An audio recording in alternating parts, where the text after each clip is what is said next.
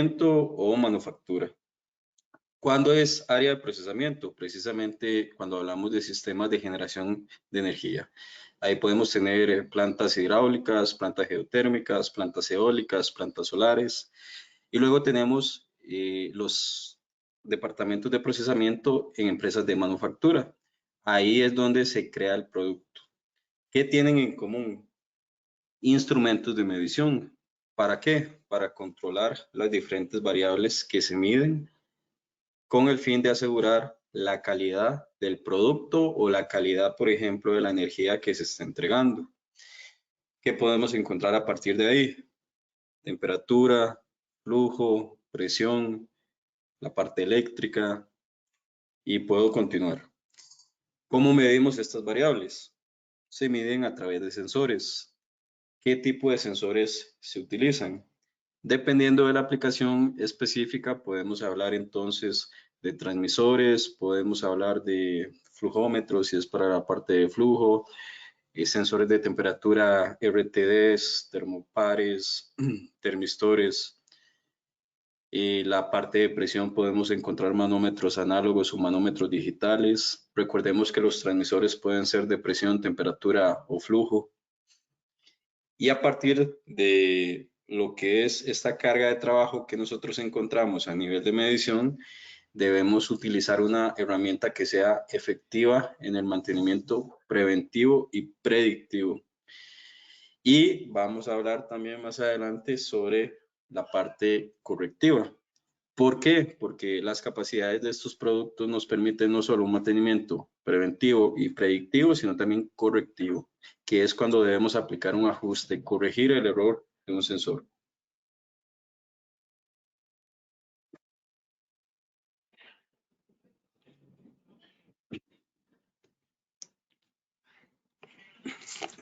Continúa el compañero Ronald.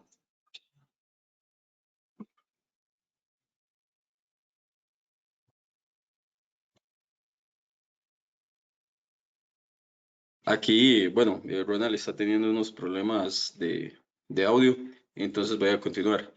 Vamos a iniciar a definir qué es verificación.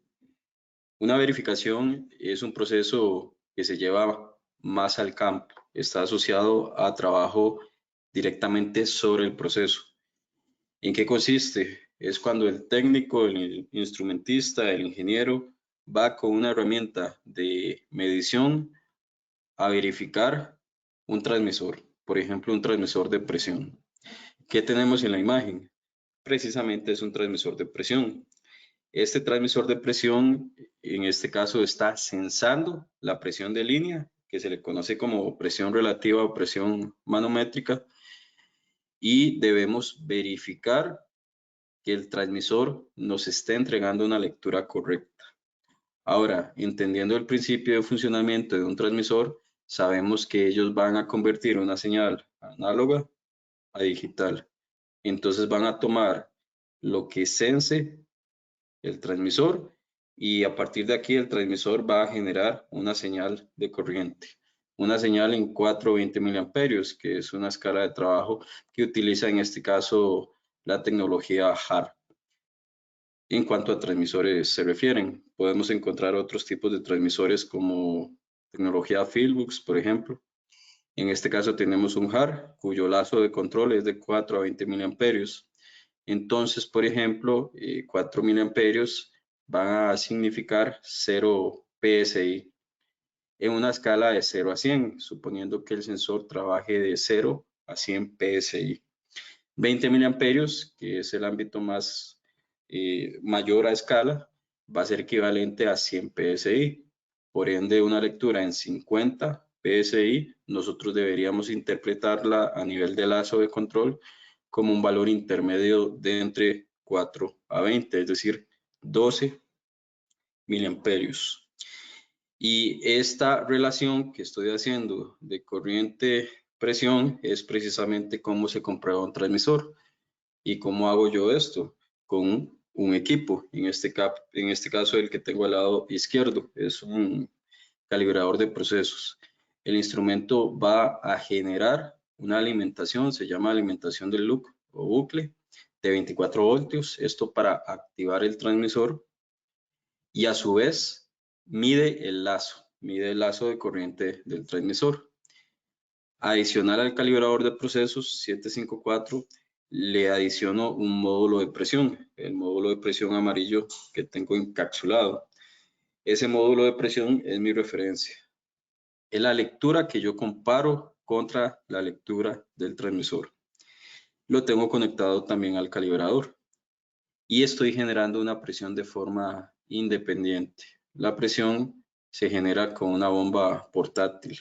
Es una bomba neumática porque es solamente para aire. Estamos trabajando una baja presión.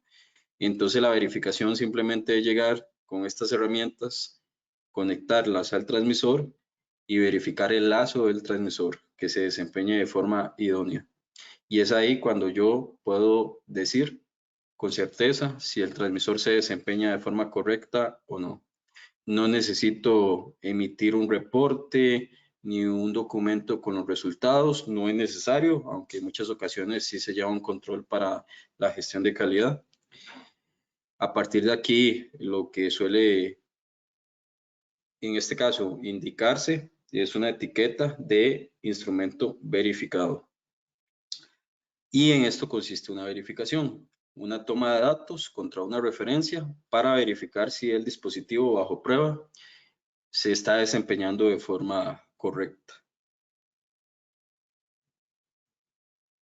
Luego tenemos el concepto de trazabilidad metrológica.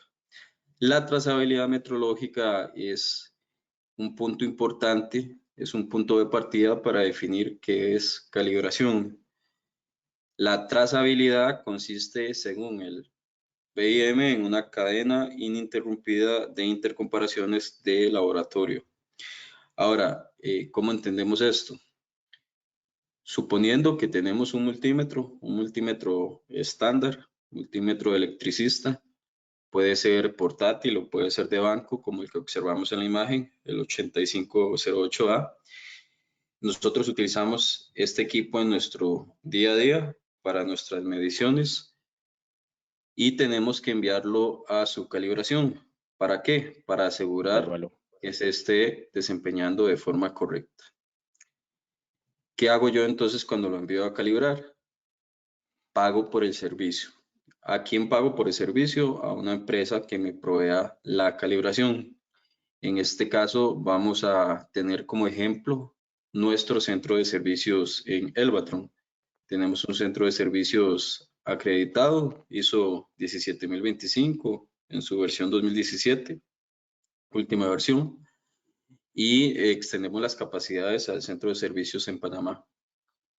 A partir de aquí, ustedes envían su multímetro a nosotros y nosotros hacemos la calibración del equipo.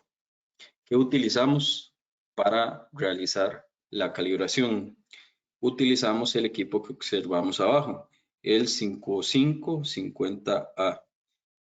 Este equipo lo podemos resumir como una fuente de alta precisión y exactitud. Entonces, si el multímetro de ustedes mide, el calibrador multiproducto va a generar. Y comparamos las lecturas, lo que genera mi patrón contra lo que mide el multímetro. Nosotros, al tener un centro de servicio acreditado, debemos asegurar trazabilidad metrológica en nuestras calibraciones. ¿Qué hacemos entonces? Enviamos a calibrar nuestros patrones a un ente superior para continuar con la cadena de trazabilidad. ¿Y dónde hacemos esto? En el NIS. En este caso, más adelante vamos a llegar al NIS, pero trabajamos con la casa matriz, que es Fluke. Enviamos a calibrar nuestra estación a Fluke, que es el fabricante.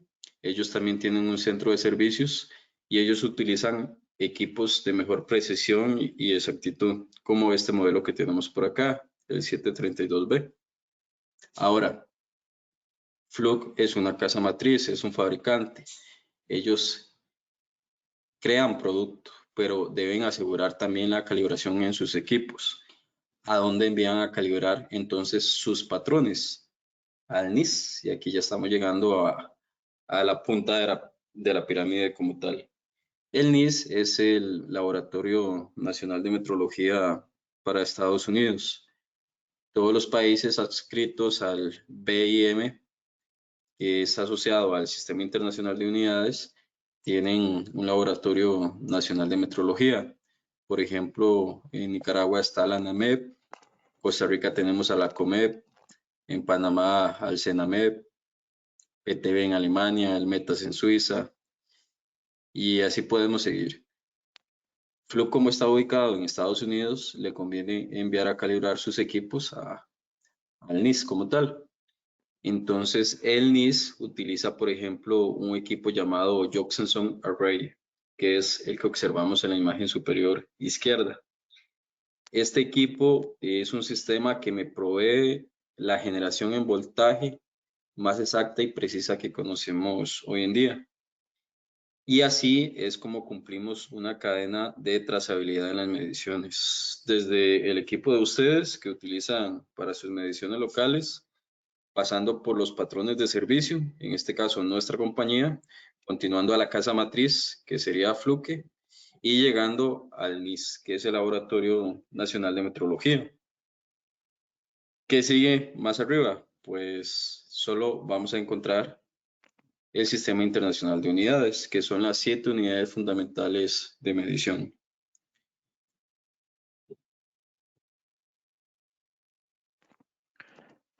Marvin, ¿me escucha?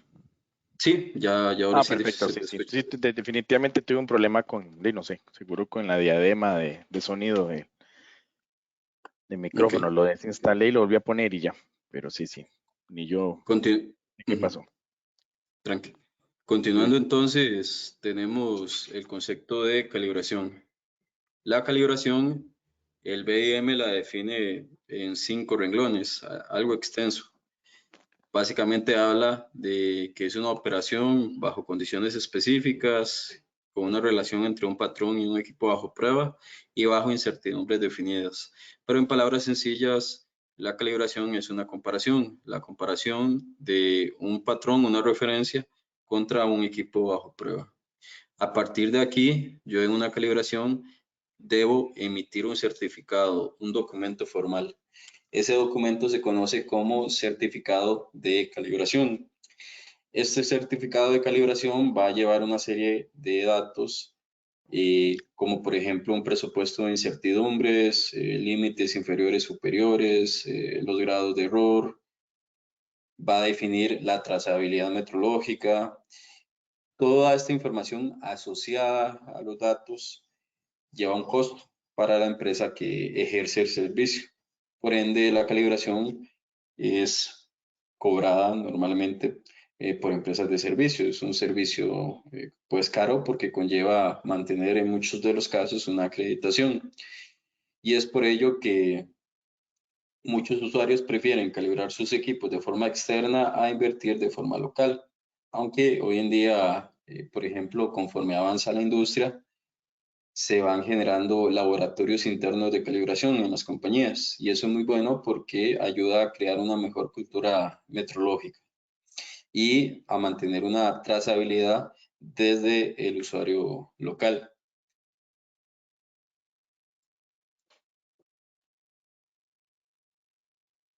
Ya aquí puede continuar Ronald. Excelente. Gracias, Marvin. A nivel de los instrumentos de medida, se definen como el conjunto o más instrumentos de medida y frecuentemente otros dispositivos, incluyendo reactivos e insumos varios, ensamblados, adaptaciones, para proporcionar información utilizada para obtener los valores dentro de los intervalos específicos de las magnitudes de la naturaleza dadas. En este ejemplo, podemos ver un sistema de trazabilidad para hacer calibraciones o verificaciones en el campo de la presión. Vemos calibración más que todo en la parte de sensores de flujo másico. Pero ¿qué nos encontraríamos, por ejemplo, en asuntos más comunes o menos complejos como la calibración de temperatura? Podemos encontrar instrumentos como RTDs, como termocuplas, RTDs patrones, podemos encontrar pozos, podemos encontrar, ¿me ayudas a definirlo, Marvin? El tubito para obtener los tres estados de la del agua, que nos da el 0.01 de grados Celsius. Eso es otro instrumento de calibración.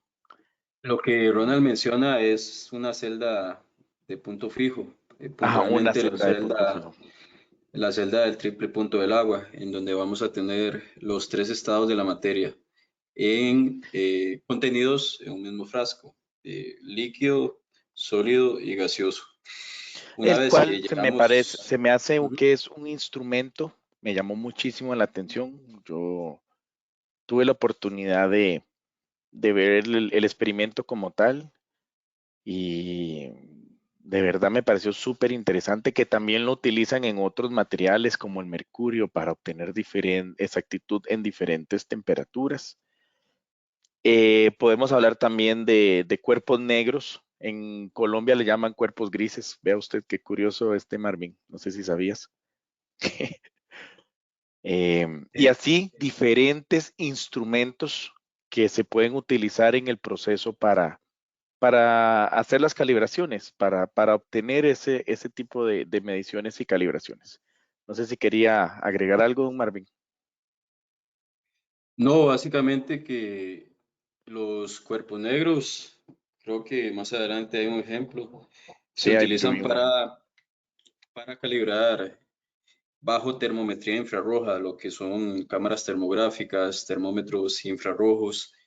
Nosotros con Fluke tenemos patrones que se les llama popularmente cuerpos negros, pero en realidad deberían llamarse cuerpos grises, porque la emisividad que ellos tienen es muy buena. Por ejemplo, podemos trabajar desde 8 hasta 14 micrómetros hasta .95, por ejemplo, .98 pueden llegar. Sin embargo, no llegan al 100 o no llegan al 1. Entonces, como no llegan al 1 exacto, no son cuerpos negros en su totalidad, sino que se les puede conocer de forma más técnica como cuerpos grises. Ya eso es metiéndonos un poco en la parte de termometría infrarroja. Pero sí, ahí tienes razón. Ok.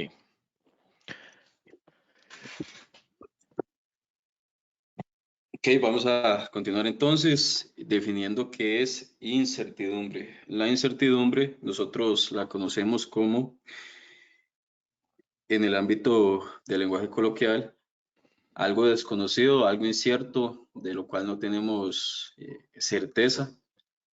Y en la parte meteorológica no difiere mucho. De hecho, la incertidumbre la conocemos como aquellos factores, aquellas fuentes que puedan generar que mi proceso de medición no sea el correcto o no sea el idóneo.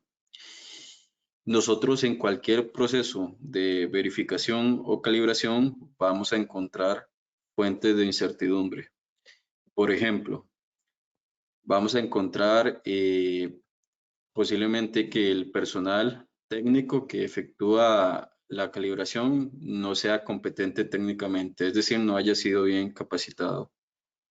Por ejemplo, también que las condiciones ambientales no sean las mejores en cuanto a temperatura y humedad relativa.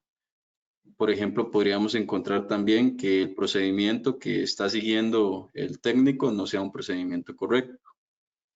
Todo ello me puede generar fuentes de incertidumbre.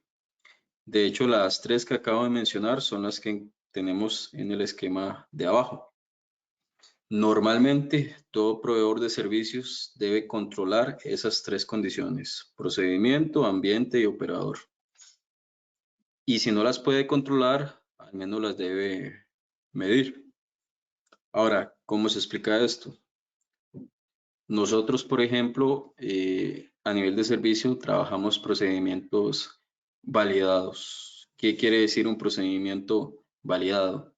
Es un procedimiento que fue creado por el gestor técnico y fue desarrollado, es decir, practicado como tal por más de un técnico.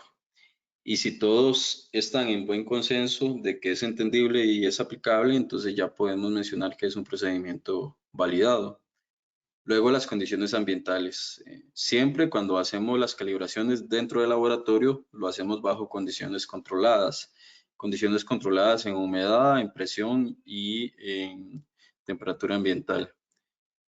Y nuestros operadores, es decir, nuestros técnicos de calibración, son personas capacitadas para lo que están haciendo. ¿Qué es lo que no podemos controlar? Y lo que sí debemos eventualmente incluir en un presupuesto de incertidumbres. Las tres fuentes que tenemos en la parte superior.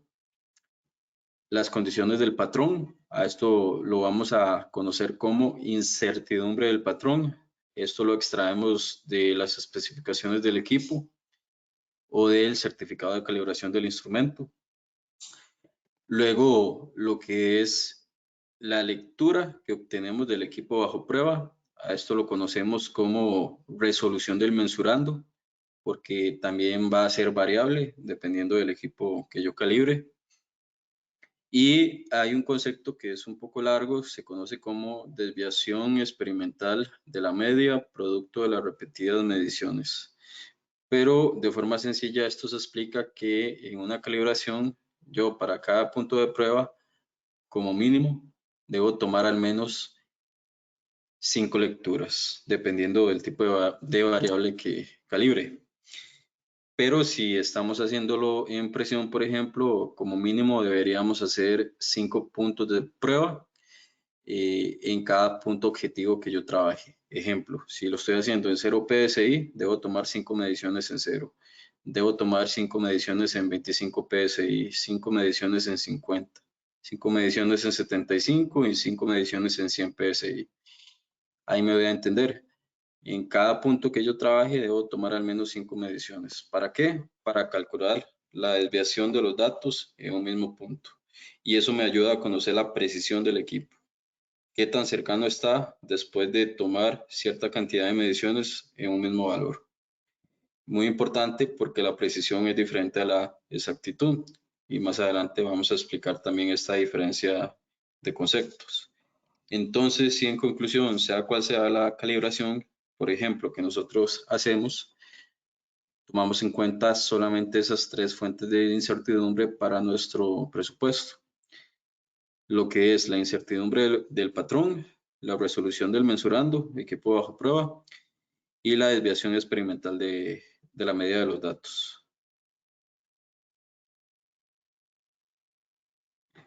Luego tenemos la parte de los errores que podemos encontrar. Aquí lo va a extender el compañero Ronald. Como complemento al slide anterior, y pudimos observar ahí básicamente por qué es que existe algún tipo de incertidumbre, lo cual se define como anomalías que implican información imperfecta o desconocida a nivel de cualquier tipo de calibración, comparación o medición. En este caso podemos ver que hay dos tipos. Está el error sistemático y el error aleatorio. Vamos a empezar con el sistemático, que también a la vez se divide en dos ramas, por decirlo de esa manera. Podemos tener algún error conocido. Entre esos ejemplos de algún error conocido puede ser algún problema en el procedimiento, podemos tener alguna inexactitud en el patrón o en las herramientas que vamos a utilizar. Ahí me corrige Marvin, por ejemplo, puede haber una humedad o una temperatura no adecuada en el lugar donde estamos haciendo la calibración, etcétera. Pueden haber muchas variables que nos lleve a tener algún problema de error conocido, del cual podemos hacer la corrección y obtener inmediatamente el resultado correcto. Si el error conocido sigue siendo remanente, o sea, se sigue repitiendo, entonces ese lo vamos a terminar descartando como un problema en la incertidumbre, en la inexactitud y determinar por ese lado. Luego, regresando arriba, el error sistemático puede tener algún error desconocido que no tengamos algún tipo de corrección, de ajuste, por ejemplo, y siempre vamos a aterrizar en el problema de por decirlo de esa manera, echarle la culpa a la incertidumbre. Y si el error es muy aleatorio, que siempre va a ocurrir y no sabemos qué hacer con le vamos a caer siempre en el tema de la incertidumbre, básicamente. Entonces, tenemos dos opciones, el error sistemático, que lo podemos corregir, o el error aleatorio, que el cual no sabemos dónde poderlo localizar y siempre caer en la parte de incertidumbre, o que es un poquito de imprecisión a la hora de hacer la calibración, verificación en cada una de las medidas.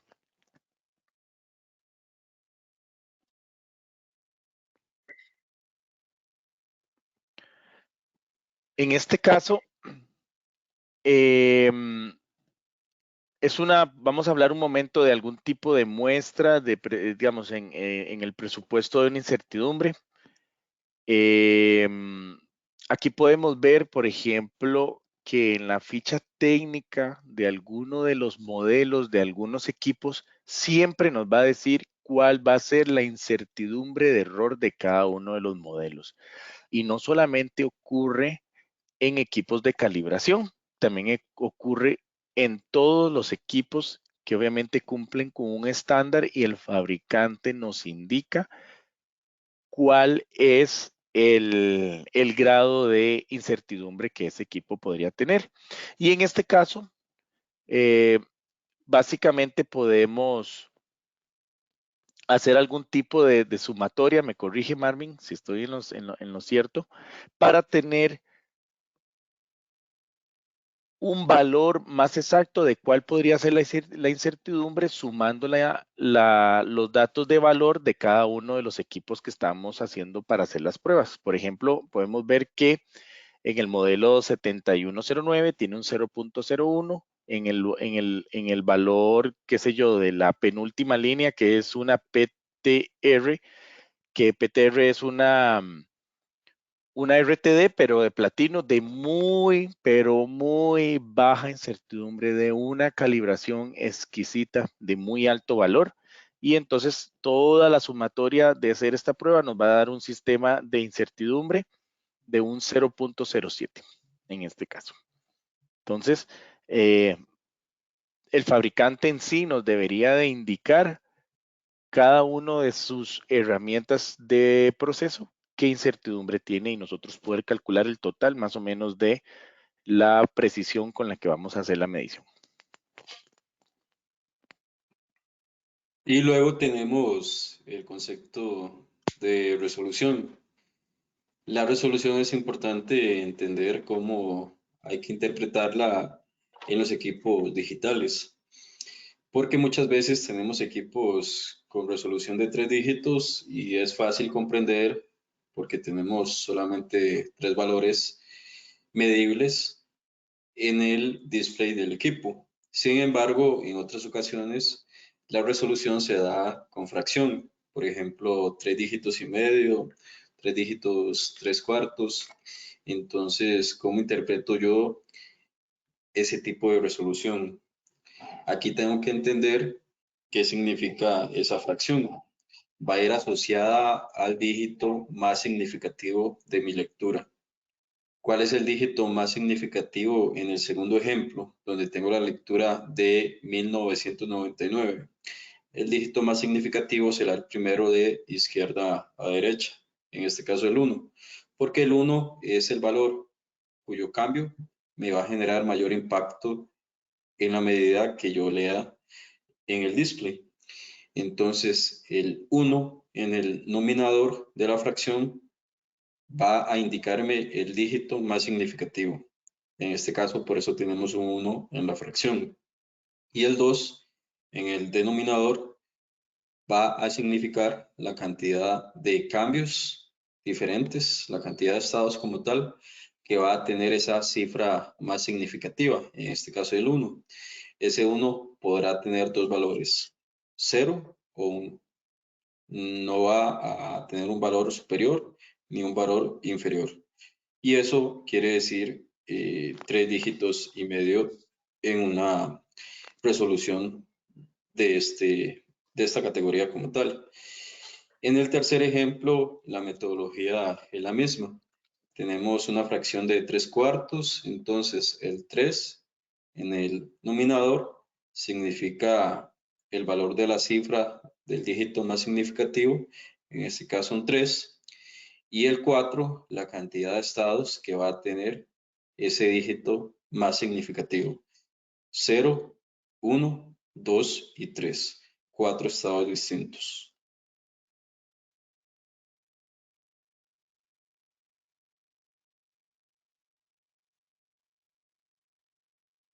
Vamos a hablar un momentito sobre la diferencia de los conceptos de exactitud y repetibilidad.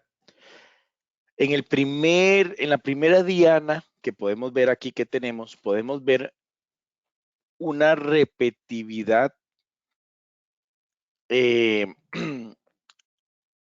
donde todas las mediciones caen muy cerca una de otras. Entonces es con una repetibilidad alta, pero no es exacta. Las mediciones no dan exactas, pero cada vez que repetimos caen en el mismo punto, aunque no sean exactas. En el siguiente, vamos a ver el concepto donde no hay ni siquiera exactitud y cada una de las mediciones no caen ninguna cerca de ninguna. Entonces no es ni siquiera exacto, ni hay repetibilidad en el proceso. Todas las mediciones que vamos a hacer, las pruebas, no caen y no están dando una buena medición. En el siguiente,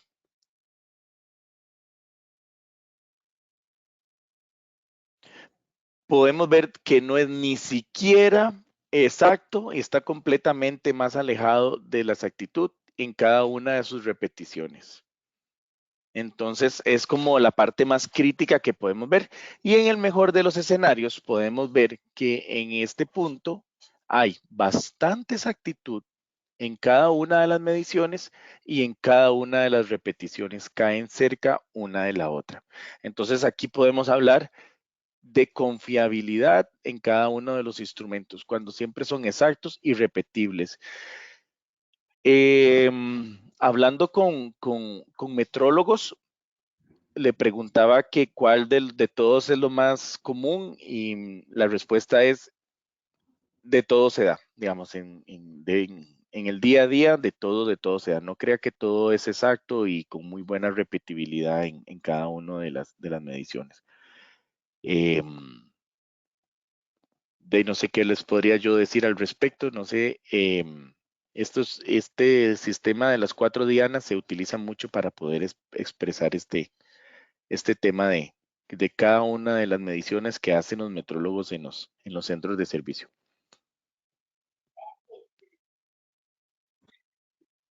Aquí entonces a nivel estadístico, la metrología nos va a ayudar para diferentes temas relacionados a la estadística y también probabilidad.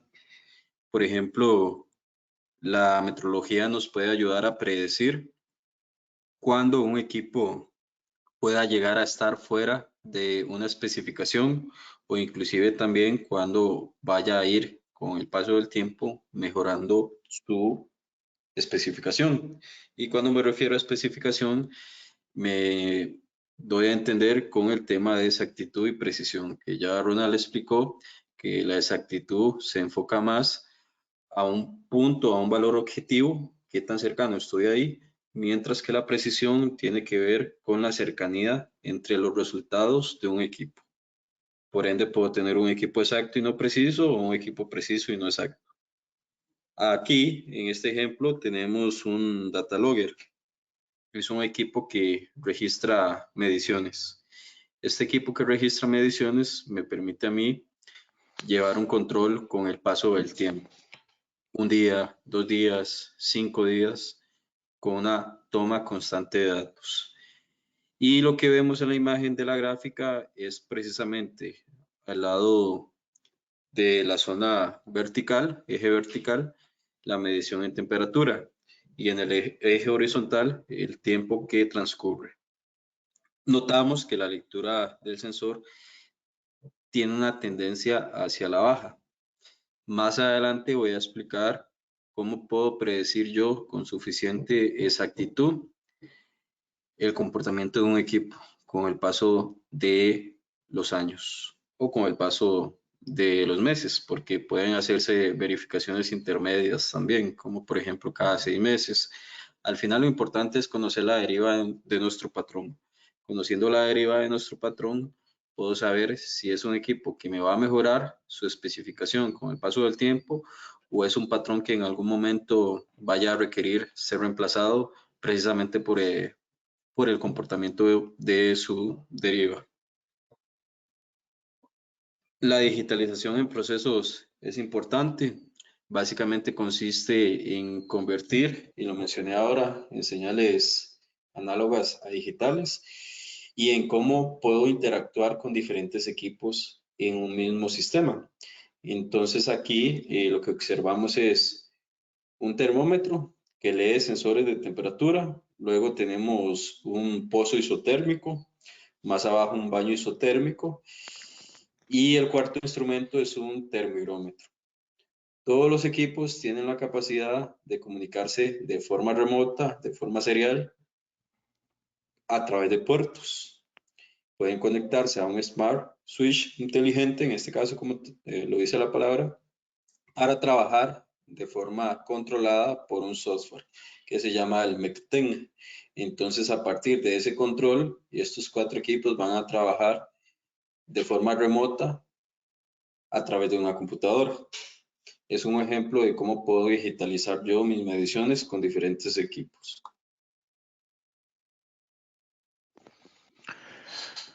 Digitalización de procesos. Básicamente, este concepto nace bajo la necesidad de hacer más rápido los procesos de calibración. Por ejemplo, un análisis o la calibración de un parámetro eléctrico, de un multímetro, de un amperímetro, se pueden demorar 40 minutos mientras le verificamos ohmios, voltaje, corriente, frecuencia, etcétera. Lo documentamos y listo.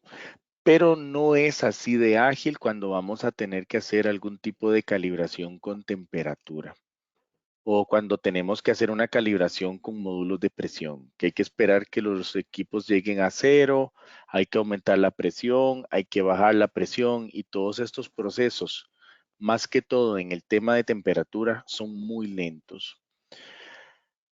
Gracias a la digitalización, nosotros podemos hacer que los reportes a la hora de toma de medidas sean más ágiles, que no lleven tanto papeleo y que la información fidedignamente quede almacenada y resguardada para futuros calibraciones o mediciones. Nosotros en Fluke contamos con más de 80 herramientas que ya cuentan con la aplicación Fluke Connect, que es una plataforma para computadoras, teléfonos Android y para la línea de Apple, por decirlo de esa manera, la plataforma de ellos, el iOS, el cual ayuda muchísimo en la parte de recolección y toma de datos al respecto.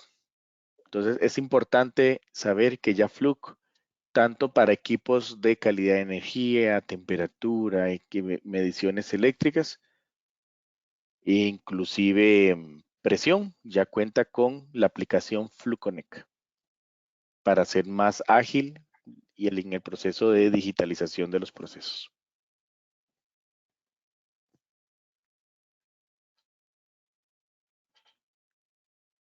Y luego tenemos otro punto importante que es la optimización en los procesos.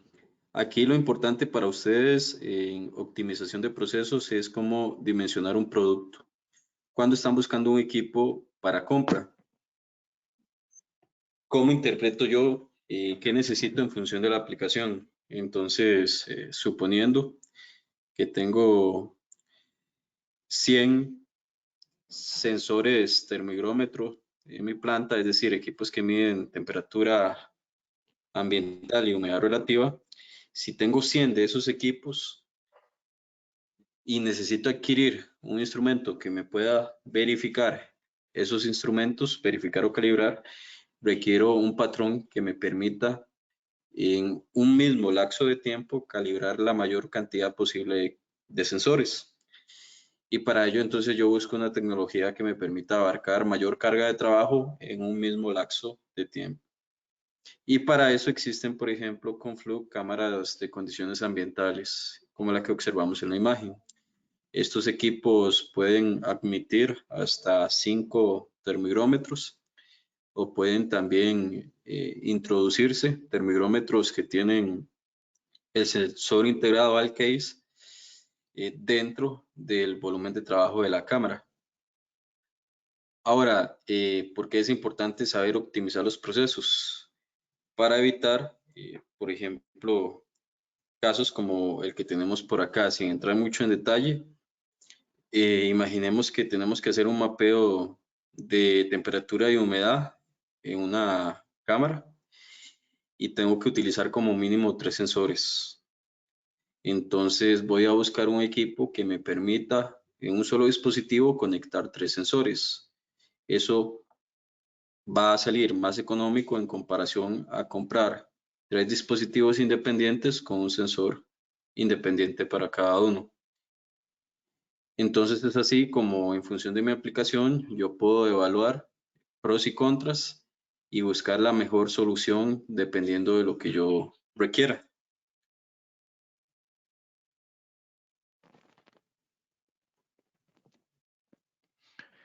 Continuando con el tema, aquí podemos ver un muy claro ejemplo. Ahí me echas un momento la mano, Marvin, usted que lo ha hecho en vivo y a todo color, pero podemos ver un analizador, un pozo seco, que es este cuerpo negro que lo utilizamos para introducir las RTDs. Él produce una temperatura establecida y tiene una comunicación directa, trazable, con el 754, el cual es nuestro calibrador móvil de procesos. Y desde el aparato amarillo, que es el 754, podemos controlar y obtener la información de que está suministrando, en este caso, el pozo seco. Esto es un claro ejemplo de lo que más que todo la gente o los clientes a nivel industrial y de laboratorio buscan. Equipos que se puedan automatizar para hacer sus verificaciones, que la comunicación sea fluida y precisa y que un equipo superior controle al otro para que los dos logren registrar. En este caso podemos ver que desde el 754 le pedimos al pozo la temperatura que queremos, y también el 754 está obteniendo la información del equipo bajo prueba, que sería en este caso la RTD. Entonces esto es un sistema cerrado, automático, de verificación y de calibración. Sí, exacto. Básicamente lo que hace el calibrador, el 754, es comunicarse de forma serial con el pozo isotérmico y lo controla. Entonces yo defino una receta, un procedimiento de calibración desde el 754, le doy a activar procedimiento y él solo va a iniciar el proceso de calibración, en este caso tomando al pozo como un equipo remoto. Es un proceso de semi-automatización de una verificación o calibración. Proceso semi-automatizado porque yo no puedo automatizar en muchas ocasiones la lectura o la toma de lecturas de los equipos bajo prueba, porque van a ser muy diferentes.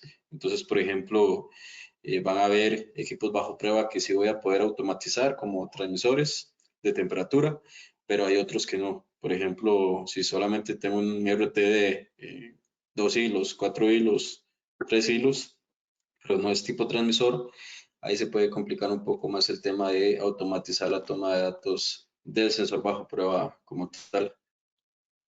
Y lo que tenemos por aquí es una ejemplificación de la toma de datos en temperatura para casos distintos, pero todos tienen en común el uso de RTDs de alta precisión.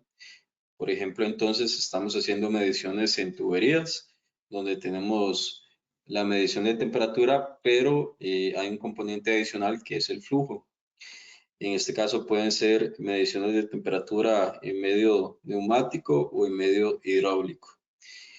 Podemos utilizar herramientas portátiles como las que observamos en las imágenes, que van a tener de forma independiente el indicador y el sensor, o van a tener de forma intrínseca tanto el indicador como el sensor. Ese ejemplo lo vemos en la imagen de la izquierda. Cuando un equipo Fluke es color rojo, es para ambientes intrínsecamente seguros. Entonces, por ejemplo, cumple con categorías de seguridad tipo ATEX, que son para ambientes explosivos, por ejemplo. Y aquí lo que tenemos es un ejemplo de cómo verificar un sensor de temperatura tipo transmisor con un multímetro de proceso. ¿Cuál es la diferencia de un multímetro de proceso con respecto a un multímetro convencional? El multímetro de proceso tiene capacidades de generación. Puede generar voltaje, puede generar corriente, puede simular temperatura, precisamente para este tipo de aplicaciones. Entonces vamos a tener un sensor RTD. Este sensor RTD a 4 hilos está dentro de una caldera. El sensor está conectado a un transmisor. El transmisor genera la señal de 420 miliamperios a un controlador y el controlador convierte esa señal de corriente en lectura de temperatura. Notamos que aquí ya el mismo transmisor como tal tiene la fuente de los 24 voltios, el loop para activar el transmisor per se. Ahora yo con el multímetro de procesos puedo verificar de diferentes zonas. Por ejemplo, puedo llegar y puedo medir el lazo de corriente para verificar la corriente que pase por dicho lazo. Puedo llegar y puedo simular directamente al transmisor una RTD a 100 grados Celsius. Puedo llegar y puedo, en este caso, simular al controlador una corriente 20 miliamperios para ver si me da una lectura de 100 grados Celsius. O puedo llegar y puedo conectar el RTD directamente al multímetro y medir la temperatura del RTD y la comparo con respecto a lo que me está dando el controlador. Entonces son diferentes formas de verificación de un sistema con un solo instrumento. Para la selección de un patrón, ya hablando otra vez del tema de optimización, por ejemplo, en el ámbito de la metrología se utiliza mucho el TAR y el TUR.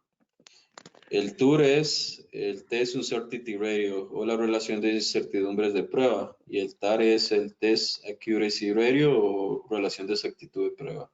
Tienen el mismo concepto, básicamente uno se enfoca en exactitud y el otro en la incertidumbre.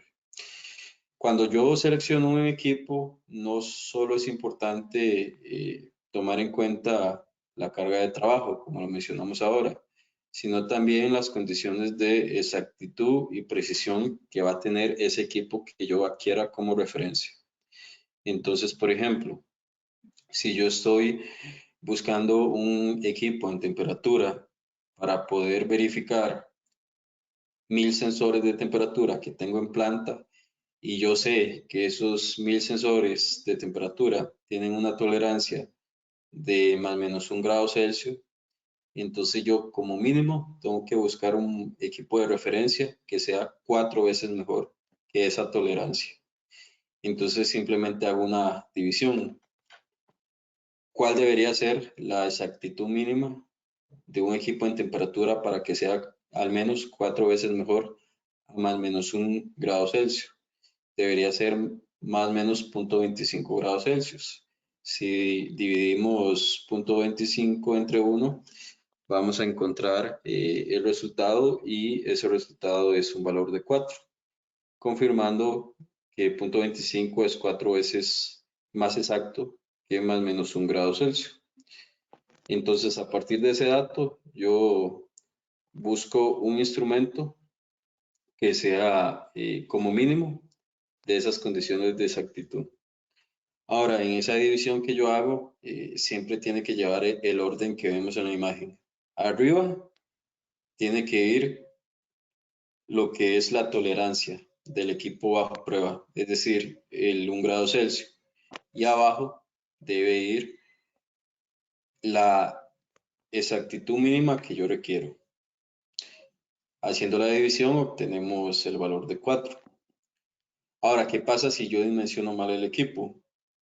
Por ejemplo, si utilizo un equipo que tiene una relación 1-1, es decir, un patrón de referencia que también tiene más o menos 1 grado Celsius de exactitud, eso me va a conllevar que después de hacer 1000 mediciones pueda tener 128 falsos rechazos. Es decir, 128 mediciones que estaban correctas, pero yo las asigné como erróneas debido precisamente a que mi patrón tiene las mismas condiciones de medición que los equipos bajo prueba. En cambio, si utilizo la relación mínima correcta, que es un 4-1, solo voy a obtener 15 falsos rechazos después de 1000 mediciones. Eso se debe contemplar porque eventualmente puede causar eh, pérdidas en tiempo y dinero al tener que repetir las pruebas.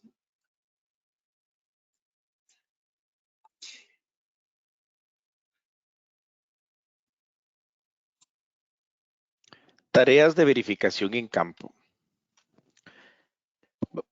Ok, vamos a hacer mención de algunos equipos de pruebas que vamos a utilizar en mediciones en campo. Obviamente tienen que cumplir con un requisito muy especial, obviamente que sean portátiles. Normalmente se utilizan equipos como multímetros o calibradores de campo portátiles. También pueden utilizarse sensores de instrumentos de procesos como transmisores de temperatura y de presión. Es necesario ya en campo a la hora de medir poder tener que ajustar una serie de parámetros tanto eléctricos como de temperatura, presión o alguna combinación. Normalmente se utilizan equipos, en este caso podemos ver en la parte de variables de presión.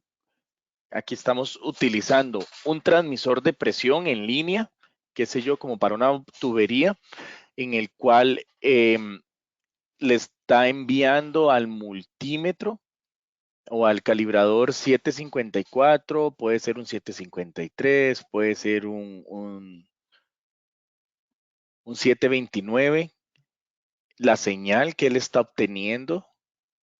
Y también, como podemos ver en la oreja izquierda del equipo, bueno, en la manguerita que está entrando ahí, también está obteniendo el equipo la presión que está suministrado en el mismo transmisor, y ahí es donde empieza la comparación y la verificación de tanto la variable eléctrica como la variable de presión pura.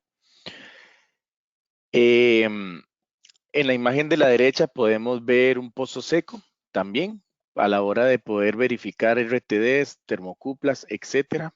A nivel de variable eléctrica podemos calibrar en el campo eh, voltaje. Lo que pasa es que estos equipos de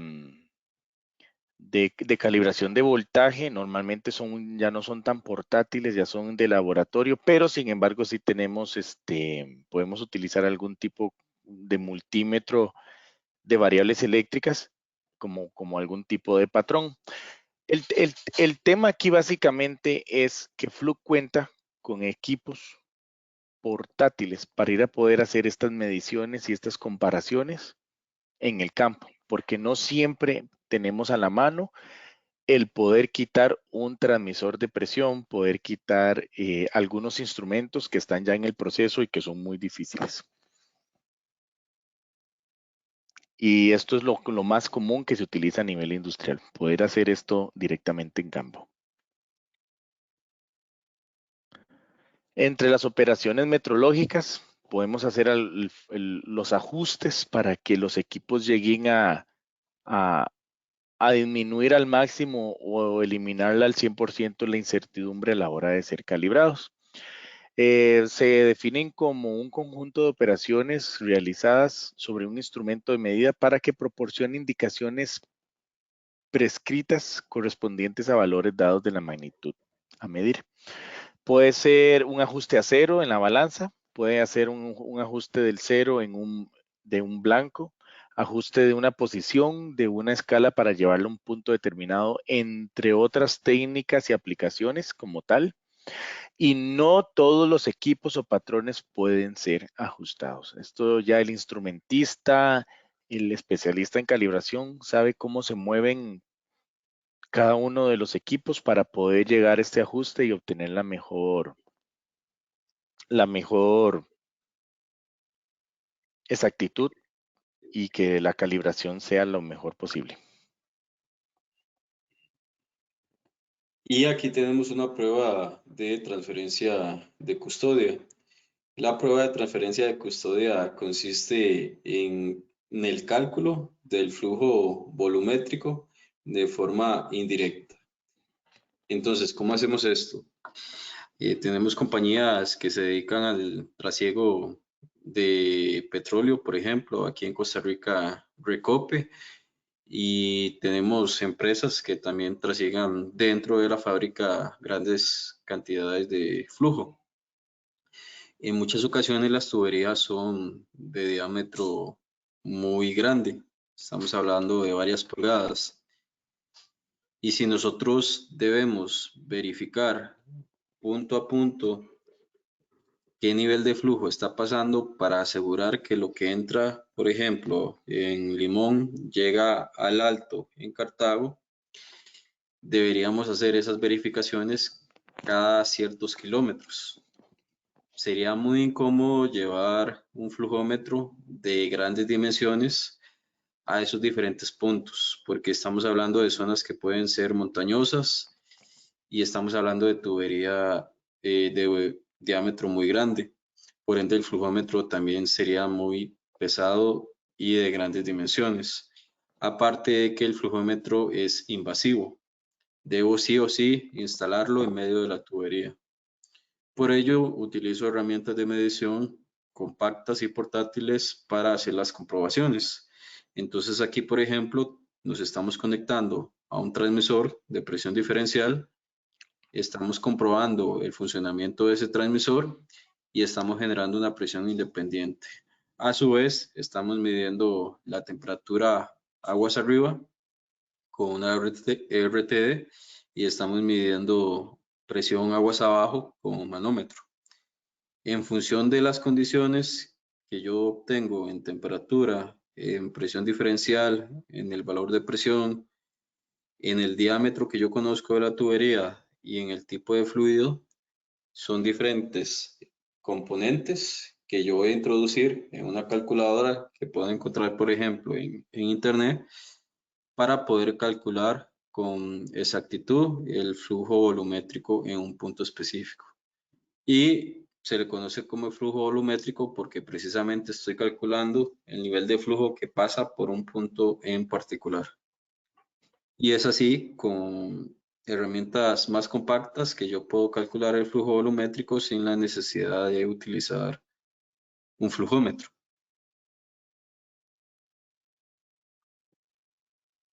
Ahora, en esta imagen lo que tenemos es una pequeña referencia de cómo calcular el error de una medición.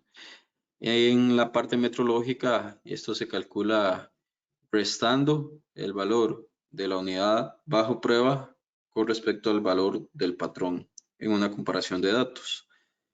Aquí podemos observar alrededor de 10 mediciones realizadas en 0 grados Celsius.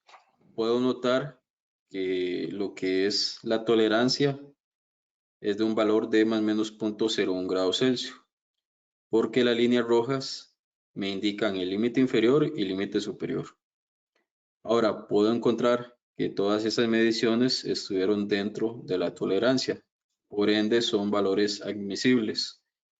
Sin embargo, veo que el comportamiento del equipo primero tiende a subir y ya luego tiende a bajar. yo esperaría que él se comporte con esta forma de onda, si lo podemos llamar así, de forma constante. Y es lo que verificaría con más mediciones. Pero ¿qué sucede si yo aquí tomo 5 mediciones adicionales y el equipo continúa con una tendencia hacia la baja hasta que se sale de la línea roja? Ahí es donde yo encuentro un error no admisible, es un error fuera de especificación y ese error yo lo debo corregir ajustando el equipo precisamente.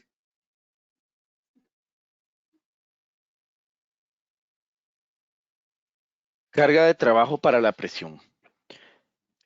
Básicamente lo que vamos a conversar y mencionar son los equipos que se utilizan en un proceso de medición o de calibración de instrumentos en presión.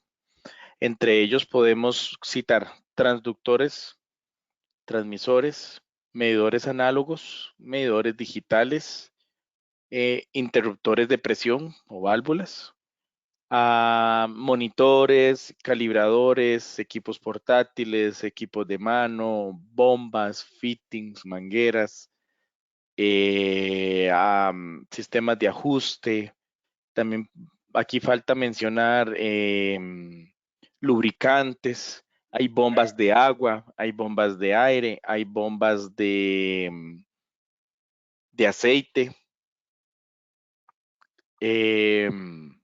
Hay equipos muy viejos que todavía se utilizan porque en realidad fueron hechos para no descalibrarse nunca. Cada vez apostamos más al tema de lo digital, medidores digitales, displays, como en este caso, etcétera. Hay muchísimo en un laboratorio de medición de presión. Y aquí lo que Eh, observamos es una bomba de banco para generación de presión, una bomba hidráulica que conecta a un manómetro patrón con los equipos bajo prueba, en este caso un manómetro análogo. Aquí son ejemplos de controladores modulares de presión que trabajan con sensores internos para controlar presiones de hasta 15.000 psi neumático.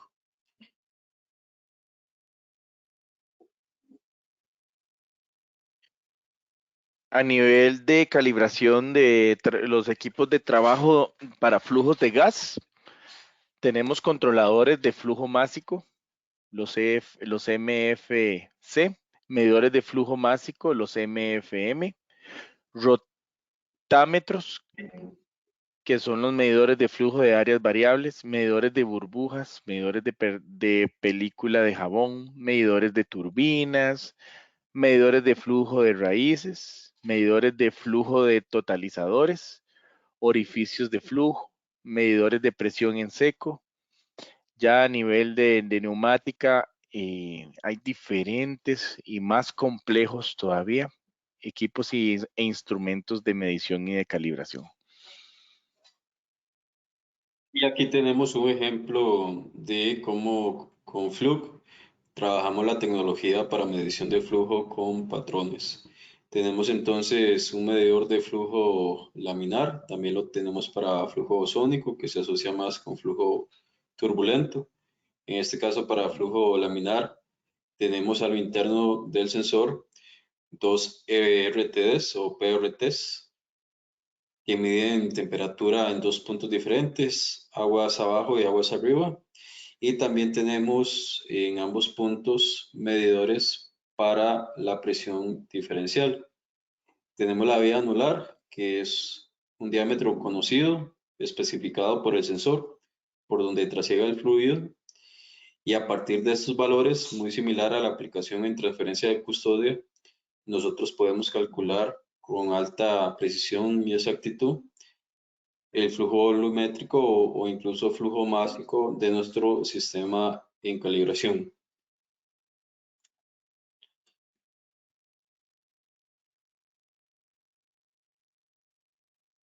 Aplicaciones de temperatura en la calibración.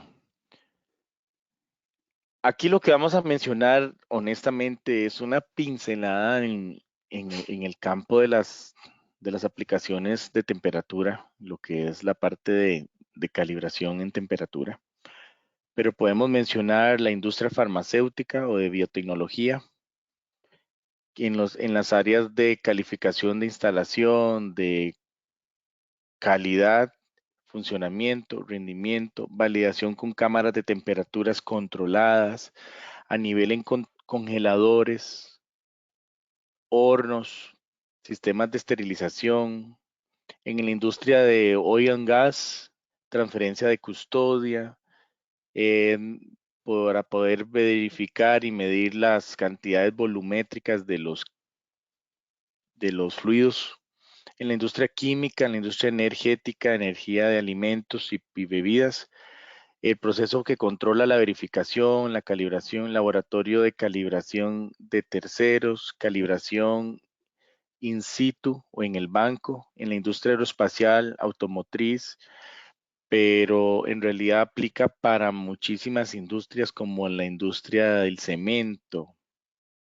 papel, llantas, ni para qué mencionarles la parte minería, etcétera, etcétera. Hay toda una gran gama de segmentos verticales donde las aplicaciones de temperatura son requeridas. Y aquí tenemos ejemplos de los patrones que utilizamos para esas calibraciones o verificaciones. Desde sensores de referencia como los PRTs o SPRTs, Platinum Resistant Thermometer o Standard Platinum Resistant Thermometer, los pozos isotérmicos, también tenemos baños, fuentes de radiación como los cuerpos negros, termómetros de medición. Calibradores de procesos a nivel general en Fluke. En la imagen de la izquierda podemos ver un instrumento que se llama Fluke 7526A. Él es un calibrador para poder ajustar y calibrar los displays que se utilizan aquí, los manómetros tanto digitales, no solamente la marca Fluke, obviamente puede aceptar cualquier otro tipo de marca. Él es compatible con un software también de Fluke que se llama Metcal, que está diseñado para esta aplicación en sí. Atrás en la imagen podemos ver también un pozo seco, podemos ver un medidor de presión, inclusive puede ser de flujo. Al lado derecho podemos ver un calibrador de procesos, el famoso 754, que es nuestro equipo top de línea. Donde acá se está haciendo una prueba con una bomba que le suministra tanto presión al manómetro como al equipo en sí, al 754, comprobando que ambos tienen la misma presión. Y el modulito colgante amarillo que está arriba, eléctricamente, él es un transductor, agarra la señal de presión y la transfiere, puede ser de 4 a 20 miliamperios, directamente al 754 y a la vez el 754 cableado está con el transmisor de presión que está sobre la tubería y ahí es donde este equipo en el campo produce el milagro de la calibración con unos rangos de precisión bastante altos y a la vez puede descargarse esta información a un software que más adelante Marvin se los va a mencionar.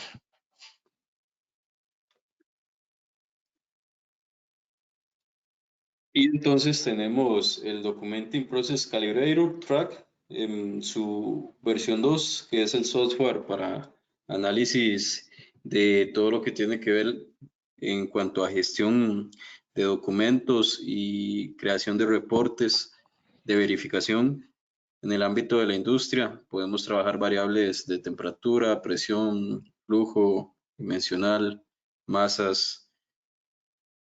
Él funciona de forma remota, es decir, puedo tomar un calibrador de procesos 754 o 729 y transferir la información que esos equipos almacenan de forma directa a esta plataforma. A partir de ahí, entonces yo puedo trabajar tareas de mantenimiento, recordatorios para próximos mantenimientos o calibraciones, como mencioné, creación de reportes de verificación con todos los datos y trabajando todas las variables que mencioné. También temperatura, humedad relativa, por ahí, si no las mencioné. Hay un software que es más utilizado en la parte de laboratorio, que es el MedCalTing. Este es un software utilizado en entorno 100% de laboratorios. Aquí vamos a trabajar de forma automatizada las calibraciones con los equipos patrones y equipos bajo prueba cuando lo permiten.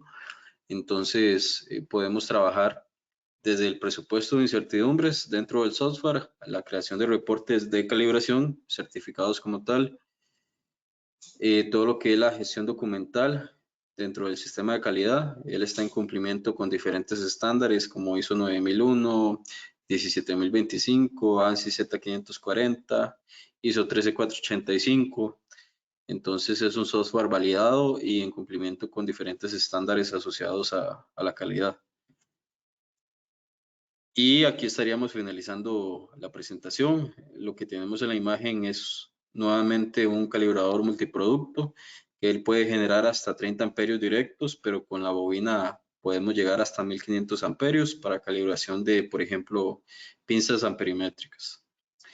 Estamos en la etapa de preguntas, entonces esperamos para ver si tienen alguna consulta particular. Igual les vamos a hacer llegar la información relacionada a este seminario y cualquier pregunta adicional la pueden hacer por medio de correo.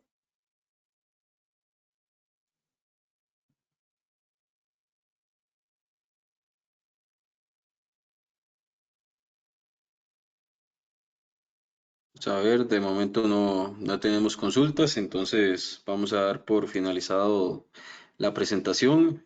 Muchas gracias por la atención y su espacio y nos vemos en un próximo webinar en línea. Muchas gracias. Gracias, Marvin.